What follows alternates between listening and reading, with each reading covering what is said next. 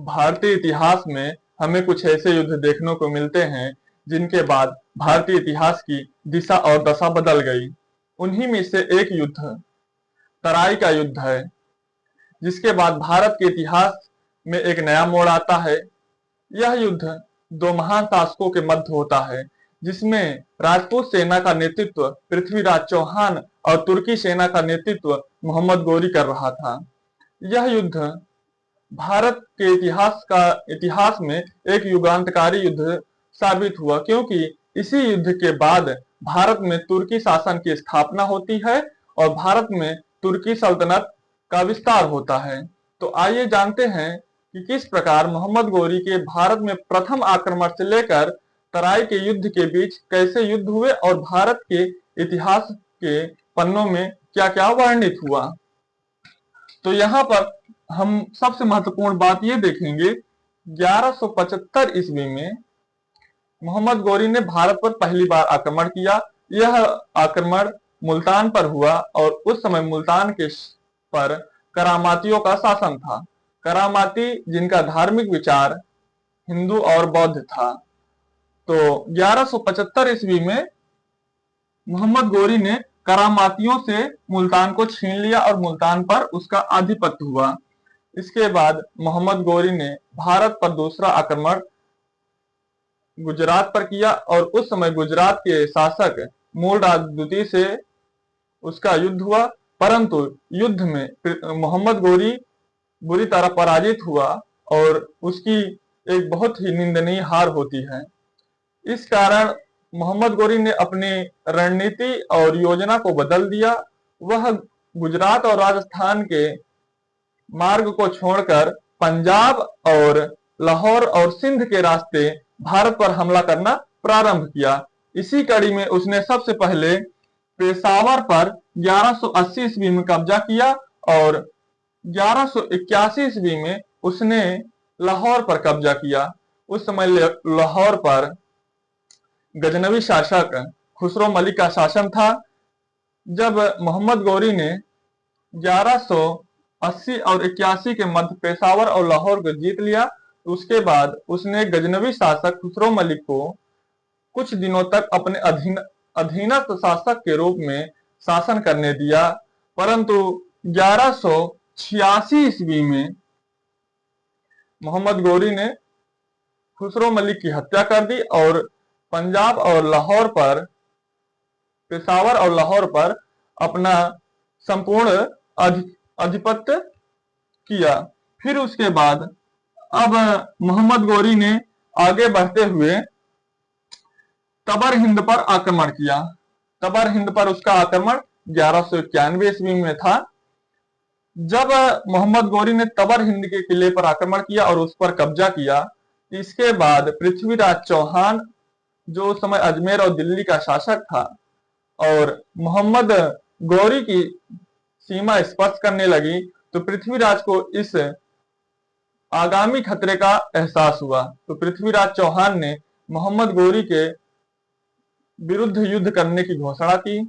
मोहम्मद गोरी ने भी इस युद्ध को स्वीकार किया और 1191 ईस्वी में दोनों की सेनाएं तराइन नामक स्थान पर मिलती हैं और तराइन का युद्ध होता है।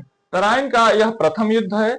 1191 में तराइन का प्रथम युद्ध होता है और तराइन का द्वितीय युद्ध 1192 ईस्वी में होता है। तो 1191 में जब तराइन का प्रथम युद्ध हुआ, तो इस युद्ध में मोहम्मद गोरी बुरी तरह पराजित हुआ और उसकी जान बचते बचते बची है, क्योंकि इस युद्ध में मोहम्मद गोरी बुरी तरह अधमरा हो चुका था। उसके बावजूद पृथ्वीराज चौहान ने उसे जिंदा छोड़ दिया। और पृथ्वीराज चौहान यहाँ पर एक बात कहता है कि मैं एक राजपूत हूं और राजपूत का धर्म होता है निहत्थे पर वार नहीं करना चाहिए। तो इसलिए पृथ्वीराज चौहान ने अपने राजपूत धर्म का पालन करते हुए मोहम्मद गोरी को जिंदा छोड़ दिया और यहीं पर पृथ्वीराज चौहान की सबसे बड़ी भूल होती है, जो उसको आगे भुगतना पड़ता है।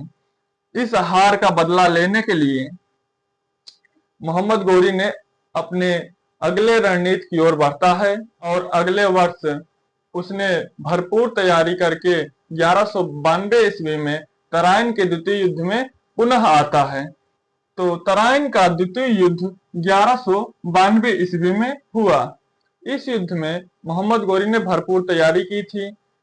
उस समय के समकालीन इतिहासकार मिनहाजुस सिराज ने दोनों की सेनाओं का वर्णन करते हुए लिखा कि मोहम्मद गौरी की सेना में 1,20,000 सिपाही थे, वहीं पृथ्वीराज की सेना में 3 लाख सैनिक थे। मिनहाजुस सिराज की यह लेखन कला को अतिरंजित भी माना जाता है, क्योंकि उस समय जनसंख्या के हिसाब से यह कुछ ज्यादा ही बता दिया। शायद यह मोहम्मद गौरी के विजय को अतिरंजित करने के लिए पृथ्वीराज चौहान की सेना को ज्यादा बताया हो, परंतु इतना तो बात सही है कि पृथ्वीराज चौहान की सेना मोहम्मद गौरी की लाई हुई सेना से कुछ अधिक थी।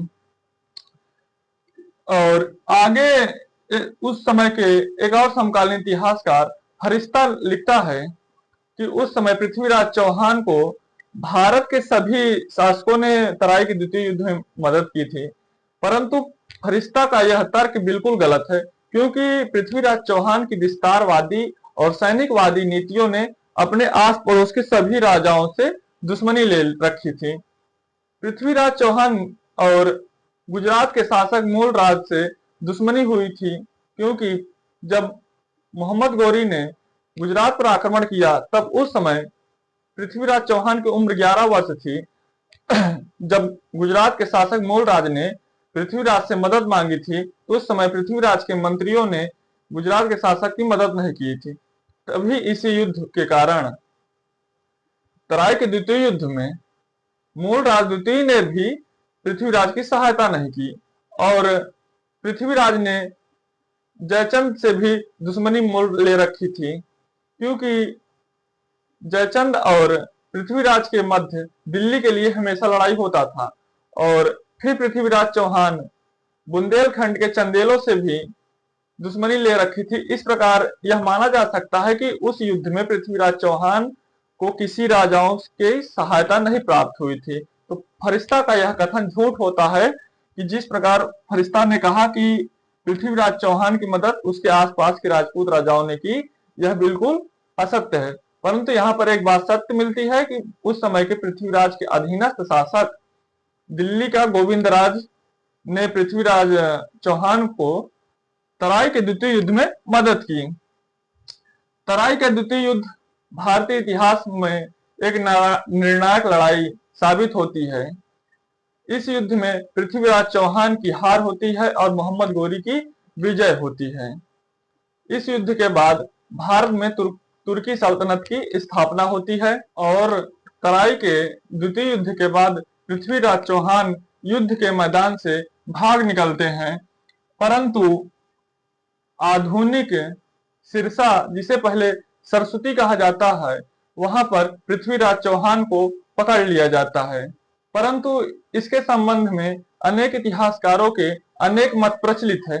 उस समय के समकालीन इतिहासकार मिनहाजुस सिराज लिखता है, पृथ्वीराज चौहान को पकड़कर तुरंत ही मार डाला गया था। परंतु उस समय के एक और इतिहासकार हसन निजामी लिखता है, पृथ्वीराज चौहान को जब सिरसा से पकड़ा गया उसके बाद उसे अजमेर की गद्दी पर वापस बैठाया गया और गौरी के अधीनस्थ शासक के रूप में शासन करने दिया गया।